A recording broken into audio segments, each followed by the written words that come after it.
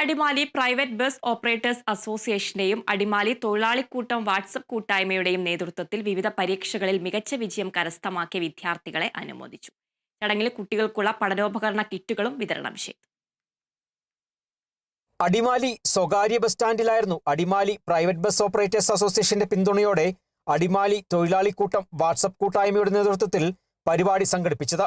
വിവിധ പരീക്ഷകളിൽ മികച്ച വിജയം കരസ്ഥമാക്കിയ വിദ്യാർത്ഥികൾക്ക് അനുമോദനമൊരുക്കിയതിനൊപ്പം കുട്ടികൾക്കുള്ള പഠനോപകരണ കിറ്റിന്റെ വിതരണവും ചടങ്ങിൽ സംഘടിപ്പിച്ചു.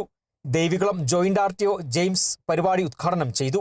വിദ്യാഭ്യാസം എന്നത് ഇന്ന് പരീക്ഷകൾ പാസ്സാവുക എന്നുള്ളത് മാത്രമല്ല, ഒരു സമ്പൂർണ്ണ വ്യക്തിത്വ ഡെവലപ്മെന്റിലേക്ക് മാറിക്കഴിഞ്ഞിരിക്കുന്നു. നല്ലൊരു വ്യക്തിയായി മാറണം, അതാണ് വിദ്യാഭ്യാസത്തിന്റെ ലക്ഷ്യം. പക്ഷെ ഇന്ന് യുവതലമുറ ലഹരി മരുന്നും പല കുറ്റകൃത്യങ്ങളിലേക്കും പോകുന്നതായി കാണുന്നുണ്ട്.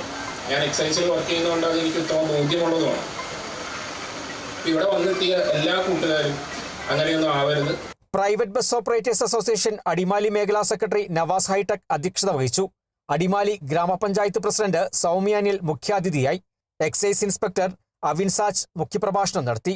വിദ്യാർത്ഥികൾക്ക് സബ് ഇൻസ്പെക്ടർ അബ്ദുൽ ഖനി, അസോസിയേഷൻ എക്സിക്യൂട്ടീവ് അംഗം തങ്കച്ചൻ തെക്കുംകാട്ടിൽ എന്നിവർ ഉപഹാരങ്ങൾ നൽകി. അടിമാലി തൊഴിലാളിക്കൂട്ടം വാട്സപ്പ് ഗ്രൂപ്പ് അഡ്മിന്മാരായ അഖിൽ സിആർ, സിബി വെള്ളത്തൂവൽ എന്നിവർ സംസാരിച്ചു. Kerala vision news, Idukki.